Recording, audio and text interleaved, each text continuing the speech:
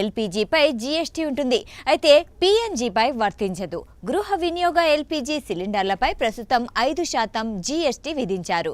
హోటళ్లు, రెస్టారెంట్లు, భోజనశాలల వంటి వ్యాపారాలలో ఉపయోగించే వాణిజ్య సిలిండర్లపై 18% జీఎస్టీ వర్తిస్తుంది. పైపుల ద్వారా సరఫరా అయ్యే సహజ వాయువు ప్రస్తుతం జీఎస్టీ పరిధిలోకి రాదు. దీని ఫలితంగా రాష్ట్ర ప్రభుత్వాలు దీనిపై వ్యాట్ విధిస్తున్నాయి. ఈ రేటు వివిధ రాష్ట్రాల్లో 3% నుండి 14.5% వరకు మారుతూ ఉంటుంది. అయితే సాధారణ ప్రజలకు పైపుల ద్వారా సరఫరా అయ్యే గ్యాస్ను అందుబాటు ధరలో అందించడానికి ఈ వ్యాట్ను పూర్తిగా రద్దు చేయాలని సిటిఐ డిమాండ్ చేస్తోంది.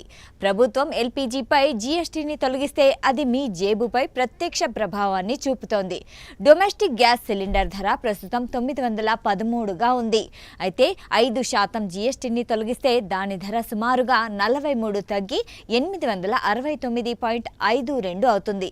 అదేవిధంగా 18% జీఎస్టీతో ప్రస్తుతం వాణిజ్య సిలిండర్ ధర 2078.50గా ఉంది.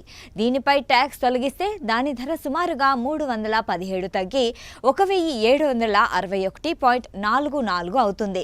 Chamber of trade and industry CTI chairman Brijesh Goyal మాట్లాడుతూ పన్నులు తొలగించడం ద్వారా ప్రభుత్వం సాధారణ ప్రజలకు ఉపశమనం కల్పించాలని అన్నారు.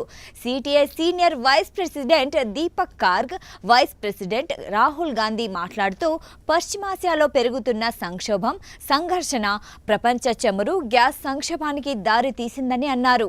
దేశవ్యాప్తంగా ఎల్పీజీ, పీఎన్జీలకు డిమాండ్ విపరీతంగా పెరిగింది.